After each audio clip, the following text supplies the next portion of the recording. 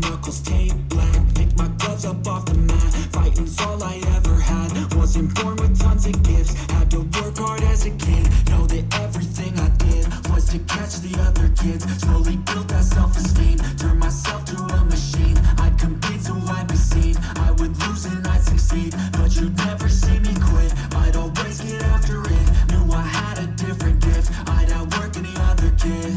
Deep within our souls, we can feel there's something empty. We need something more. I feel destiny, she tempts me. Tells me there's two paths, they both have a different ending. Choose wise and you'll find that pain leads to ascending. Till I'm dead and buried deep within a cemetery. I will fight, never weary, I wanna be legendary. Till I'm dead and buried deep within a cemetery. I will fight, never weary, I wanna be legendary.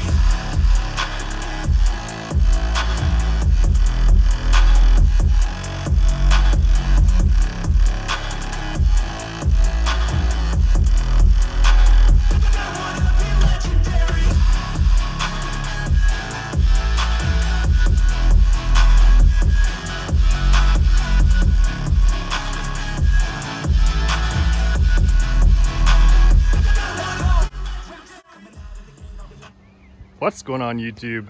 Epic day. I was searching for a really long time to find a black Ducati. They're pretty hard to find, pretty rare, and this is it. Introducing my 2013 1199 Panigale S. I haven't had a lot of seat time on this, just bought it yesterday, but I am blown away. The performance of this bike so far is unlike anything I've ever rode. I've rode a lot of bikes, and this is so unique. The power delivery is unlike anything I've ever experienced. For a big twin cylinder engine, I thought it would have a little bit more torque, under 6,000 RPM. It's a little bit luggy down there, it vibrates a bit, lots of character, but above 7,000, the power just comes on hard. First, second gear, it's really challenging to keep the front tire on the ground. I'm not the heaviest rider, about 160 pounds, but yeah, I haven't even taken it to redline yet, which is unheard of for me. This is definitely a bike you have to respect, and of course with the price of these things, you don't want to be laying it down. I feel very lucky, very fortunate to have this bike. This is basically a little piece of Ducati history, lots of engineering in this bike, very unique. Let's take a closer look at it. So this is a very unique chassis and engine combo. This is an L twin. So you have one cylinder firing up, the other one fires straight forward behind the rad, and it's essentially frameless. So the rear seat and everything here bolts directly to the cylinder head. Very unique. It does radiate a lot of heat right into the seat because of this, but that's kind of just a Ducati quirk. I don't live in a really hot climate, so that doesn't really bother me. You definitely wouldn't want to be riding this in start and stop traffic a lot. The heat would be unbearable probably. This is definitely the hottest bike I've ever ridden. Heat normally doesn't bother me on my Crossplane, my RSV4, other bikes that people complain about running hot as well, but this is on another level. The exhaust on this, I kind of love it and hate it. It looks amazing, sounds amazing. The only downside is you want an aftermarket system. They're extremely expensive because of the complexity and dual muffler design. As much as I would love to put an exhaust on this, I don't know if it's in the budget right now. It has nice upgraded rear sets on it, the clear clutch cover, has some carbon fiber goodies, single-sided swing arm, and matte black. Most people probably hate the black, but if you know me, all my bikes have to be black. So it took me a really long time to find this bike. And as soon as it was listed, I pretty much bought it the same day. I really wish I could have got a newer $12.99, but I'm not sure if they really made many of these bikes in black. Let me know in the comments below if you can even get a $12.99 in black. I think they only made them for a few years, could be wrong, but let me know if you have more info on that. This bike has a comfort rear seat on it. I really like the tank design. It's still not that comfortable to ride, but it'll take some getting used to. The bike is very skinny because it's not a traditional inline 4 or V4. Probably the skinniest bike I've ever rode. The suspension, electronic suspension on this is just a thing of art. This horizontally mounted rear shock looks amazing.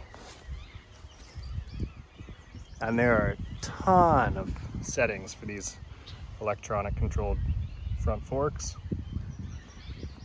It's kind of overwhelming at first, but I'm excited to get some more seat time and play around with it. I like the display a lot more than my Aprilia. It's a little more user-friendly. The handlebar controls and everything, it just feels better quality than my Aprilia, and they're about the same year. Aprilia's a 2012, this is a 13. I like the mirror delete and the front signals. This thing just looks menacing. Rear tail section's really nice too. Such an aggressive look. So far, I absolutely love this bike, even with the quirks it has. I'm really enjoying riding it. It kind of reignited my excitement for riding again. Get to experience something new. And this bike just has so much character and it's so unique.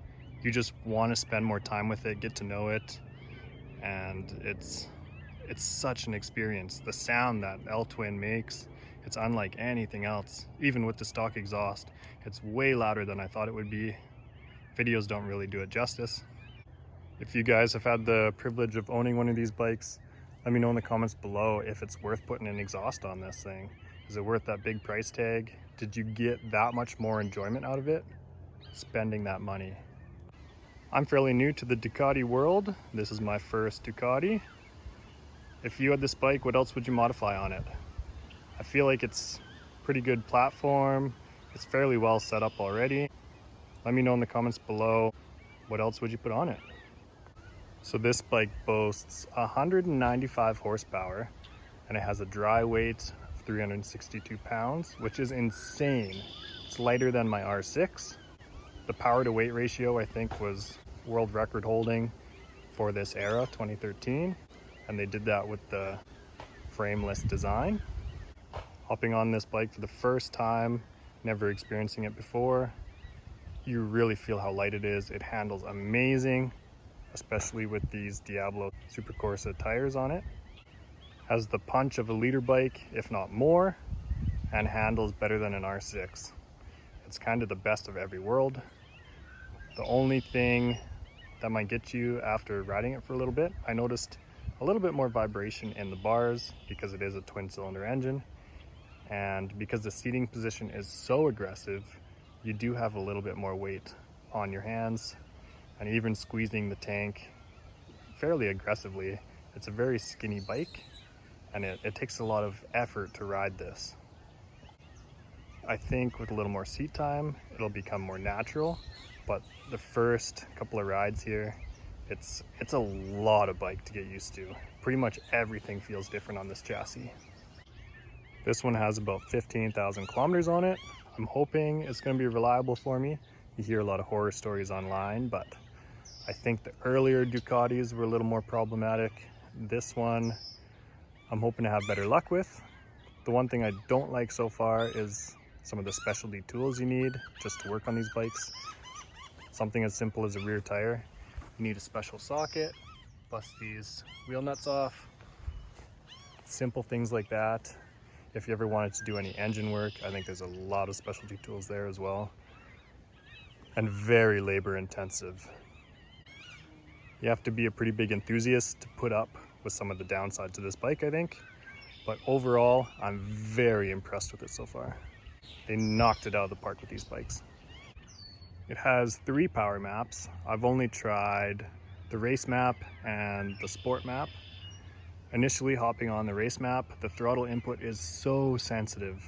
You almost feel like a new rider. It's so responsive, almost too much.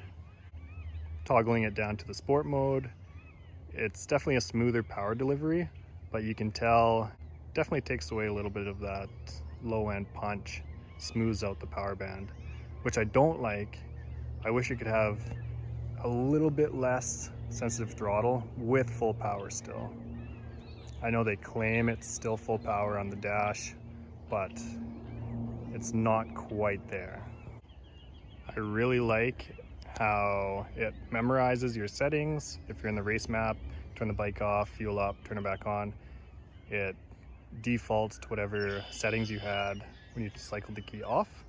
My R1 didn't do that until I tuned it, so that's a really nice base feature on this bike. You can definitely tell it's a purpose-built race bike. Kind of crazy these things are street legal. Definitely have to respect this machine. But that's enough of me rambling on about this bike. I'm still kind of in shock that I have it. Let's start this thing up, let you guys hear it, let you see this clutch cover, because that's kind of the money shot. If you guys are familiar with these clutches, is that center pressure plate stock? Obviously the red piece is a Ducati aftermarket part, because they don't come like that stock. I'm just curious if it's a performance part or just for aesthetics. Let me know if you have one of these bikes and know a little bit more about it.